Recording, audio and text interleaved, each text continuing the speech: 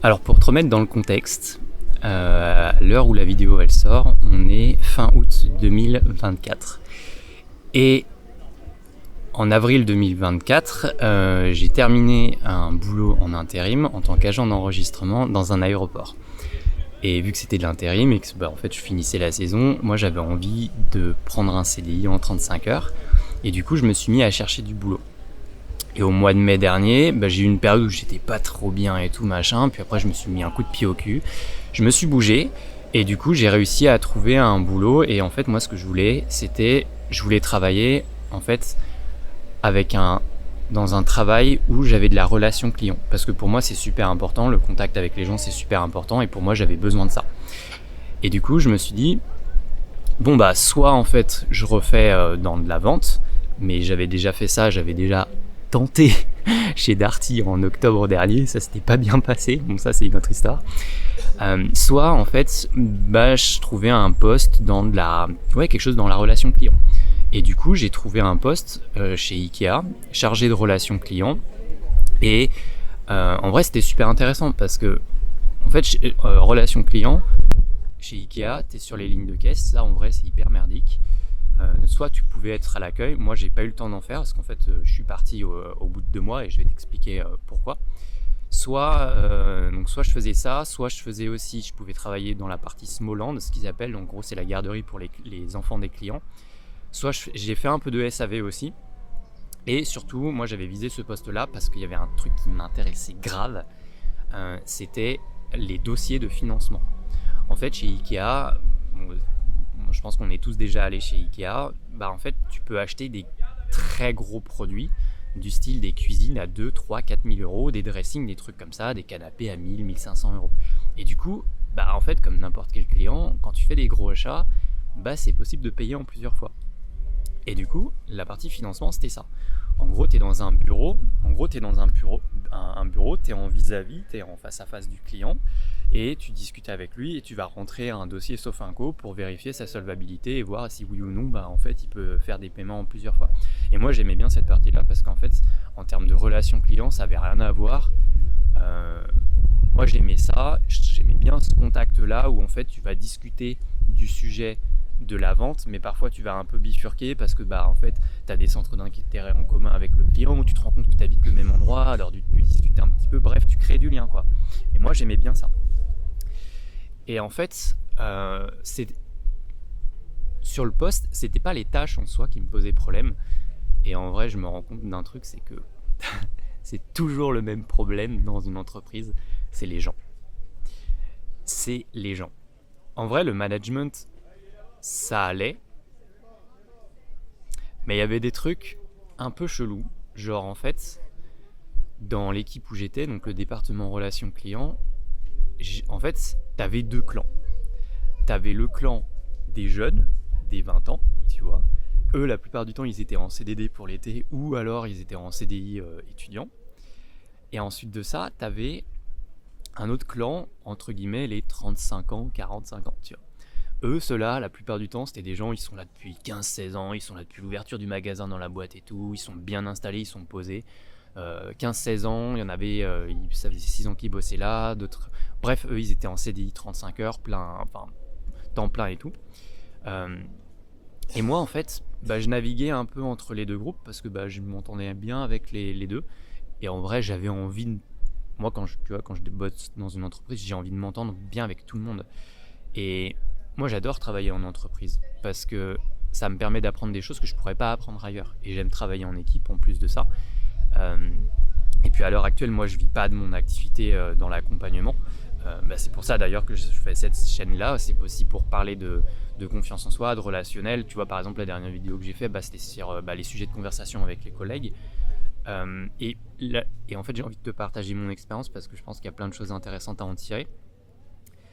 Et en vrai, ces 2 derniers mois, je savais pas trop sur quel pied danser. C'est-à-dire la séparation entre la vie privée et la vie professionnelle. En gros, c'est commenter avec tes collègues. Et moi, j'avais envie de bien m'entendre avec tout le monde, tu vois. Et en fait, je me suis rendu compte que c'était pas du tout possible.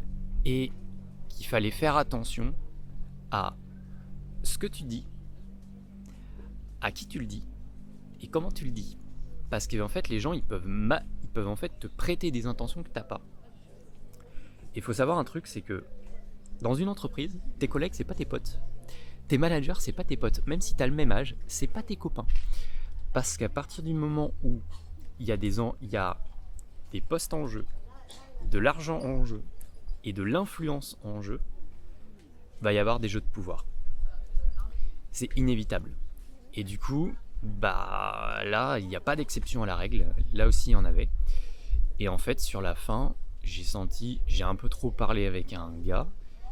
Et j'ai un peu trop parlé aussi de ce que je faisais à côté en hypnose. Et en fait, il a commencé à répandre des rumeurs sur moi, en fait, qui n'avaient pas lieu d'être. Et en vrai, je pense que je l'ai un peu trop ouverte aussi, tu vois, j'aurais dû fermer ma gueule. Mais ça, tu vois, c'est vraiment mon erreur à moi, je m'en suis rendu compte. Et en fait, il a commencé à répandre des rumeurs sur moi, je l'ai senti. Et en fait, j'ai vu les collègues autour de moi changer leur comportement vis-à-vis de moi. Et en gros, j'ai vu des gens qui commençaient à m'éviter. Et j'ai pas du tout apprécié. J'ai pas du tout apprécié ça. Et résultat, je me suis senti super mal. Et en fait, en 3 jours, j'ai posé ma démission parce que c'était pas possible. Et faut savoir que chez Ikea, c'est une entreprise qui laisse pas partir ses collaborateurs comme ça. Genre, si tu poses une lettre de démission, si tu dis que tu t'en vas, ils vont te changer de département pour que tu restes. Et en fait, moi, je me suis dit, non, en fait, c'est pas possible parce que en fait, c'est tout le magasin qui est comme ça. Et moi, j'ai trouvé pas ça du tout cool. En gros, c'est rumeurs, copinage, commérage, coup dans le dos. C'est que des trucs comme ça. Moi, je me souviens, genre, au bout d'un mois, je suis sorti avec les jeunes de 20 ans, tu vois, de l'équipe, une partie. Et en fait, je suis sorti un soir boire un coup. Et alors ça, j'en avais parlé aux abonnés à travers les emails privés. Et en fait, pendant 2 heures, ils ont continué à parler du boulot. Ils ont continué à parler du boulot, ils ont continué à parler de ce qui allait pas, ils se plaignaient, ils ont continué à parler des coups dans le dos des managers, bref. Et moi, j'étais en mode, mais en fait, je suis pas sorti pour ça, quoi. Moi, j'étais sorti pour faire connaissance avec vous et puis parler d'autres choses. Mais en fait, pas du tout. Et j'en ai parlé à des proches autour de moi, j'en ai parlé à mon grand frère, j'en ai parlé à ma belle-sœur, j'en ai parlé à mon cousin, j'en ai parlé à des proches, j'en ai parlé aussi à mon hypnothérapeute. Parce que du coup, je l'ai vu un peu en urgence, parce que ça allait pas du tout. Et en fait, la plupart du temps, quand tu sors en équipe avec tes collègues de travail, c'est quasiment tout le temps la même chose, les gens ils continuent à parler du boulot. Et je trouve ça super dommage en fait, parce que t'aurais l'opportunité de parler d'autre chose, et en fait, les gens non, ils le font pas. Résultat, la leçon en fait qu'il faut en tirer, c'est que faut faire très attention à ce que tu dis à tes collègues de travail, parce que c'est pas tes potes. Faut faire attention à ce que tu dis, à comment tu le dis et à qui tu le dis. Et faut faire vachement gaffe à ça. Et en gros, faut vraiment faire une bonne séparation entre les deux, parce qu'en fait, sinon tu vas te faire bouffer. Et moi, j'en ai parlé avec mon grand frère et il m'avait dit la même chose. En fait, parce qu'en fait, mon grand frère, aujourd'hui, il a 41 ans, il a toujours été maçon toute sa vie, il a toujours travaillé, quoi, tu vois. Il a quasiment pas eu de pause. Et il m'a dit qu'à chaque fois, c'était quasiment tout le temps la même chose, c'est que t'arrives dans une équipe, et si, en fait, t'as des personnes plus jeunes que toi, qui sentent que t'es plus compétent qu'eux, ils vont tout faire pour t'évincer. Parce qu'en fait, ça les fait chier. Parce que, en fait, c'est de l'ego, quoi, si tu veux. Et du coup, là, c'est pareil, c'est ce qui s'est passé. En gros, c'est un jeune qui a voulu m'évincer.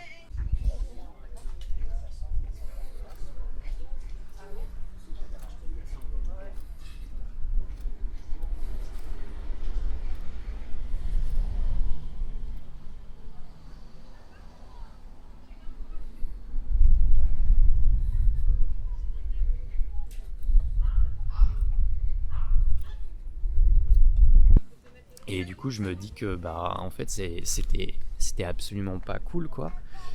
Et du coup, voilà. Mais en vrai, après, tu vois, certes, tu peux parler avec tes collègues de travail, tu vois, mais en fait faut faire super gaffe à ce que tu dis et à qui tu le dis. Tiens, regarde, je te montre où je suis au passage. Je suis dans... Du coup j'ai bougé en fait, je suis parti de Grenoble parce que j'avais juste une seule envie, c'était d'être loin de toute cette merde et pour me changer les idées. Et du coup, je suis parti vers La Rochelle pour me changer des idées, voir de la famille en fait. Et du coup, je suis en bord de mer. Et du coup, voilà. Donc là, ça fait juste du bien et en vrai, je suis en grande réflexion de me dire. Là, je t'avoue que ça m'a un peu refroidi de retravailler en entreprise. Et je me rends compte que j'adore travailler en équipe, mais je déteste les groupes, en fait.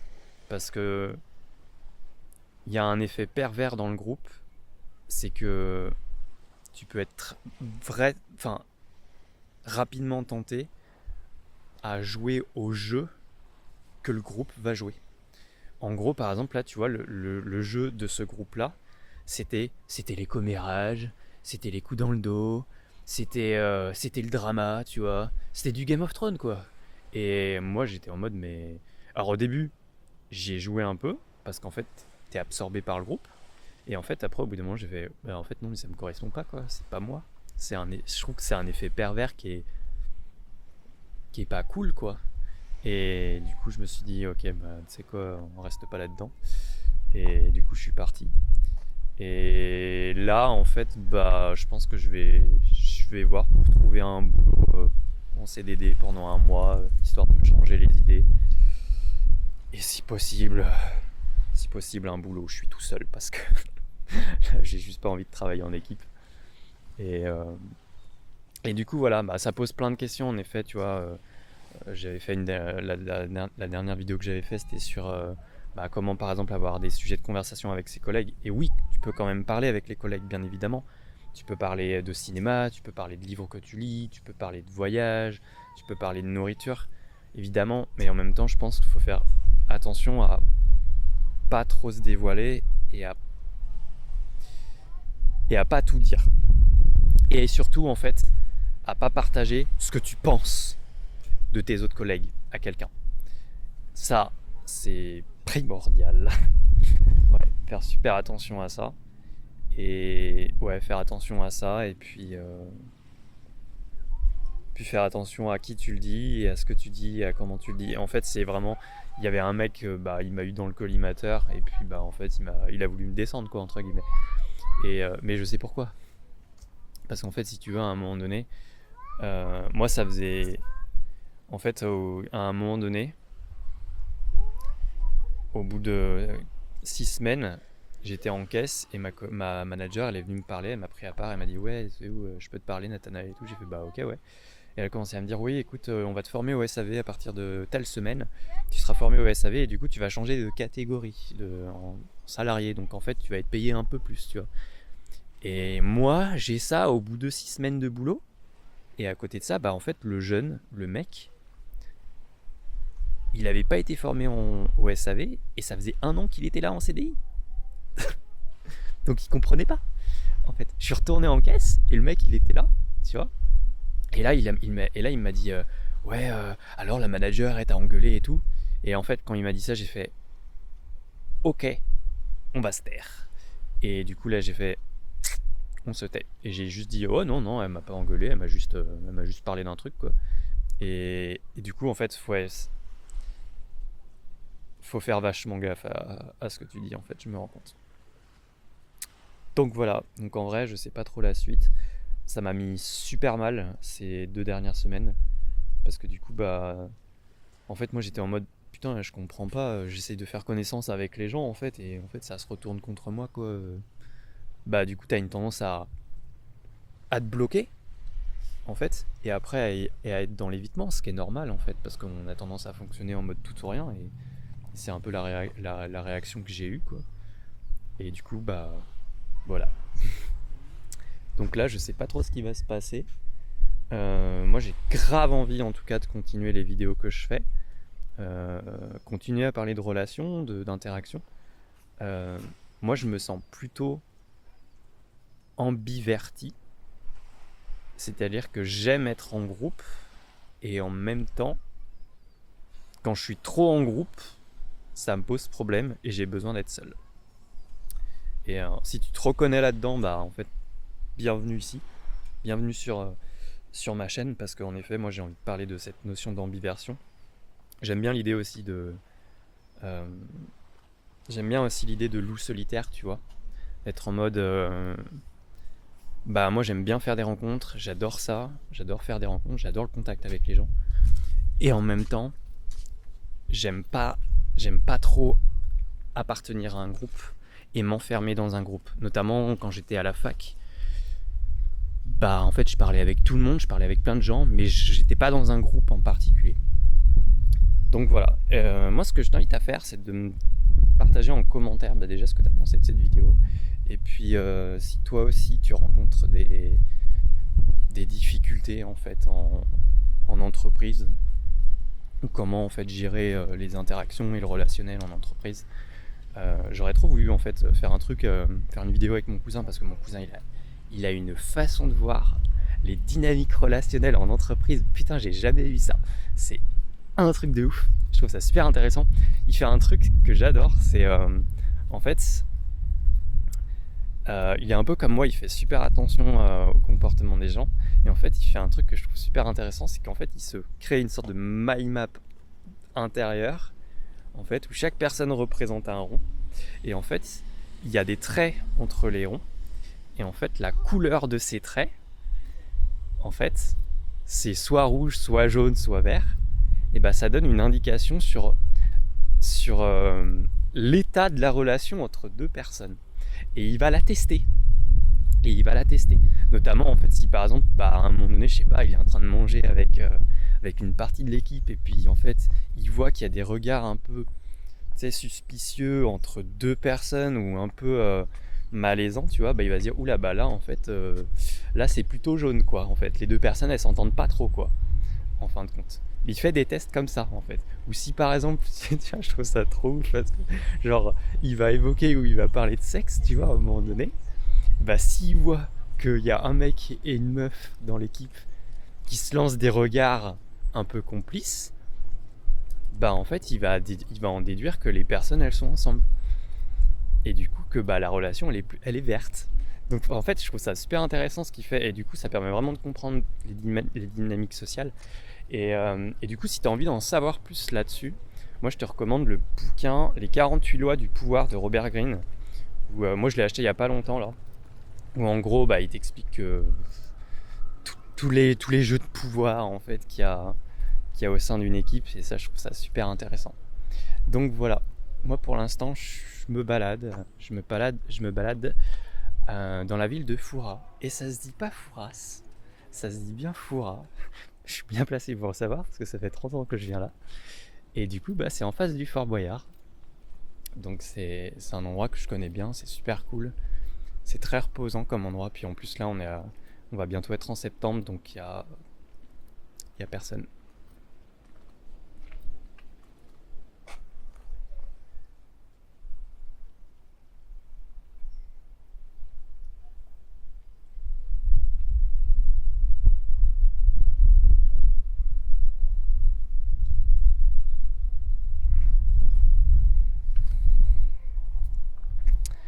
Du coup voilà, bah si toi tu rencontres aussi des problèmes et des difficultés en entreprise, bah je t'invite à me les partager en commentaire. Ou tiens, c'est quoi la pire chose que tu as vécue en entreprise? Moi je sais, j'ai une abonnée qui m'a envoyé un mail en réponse au mail que j'avais envoyé sur j'ai démissionné.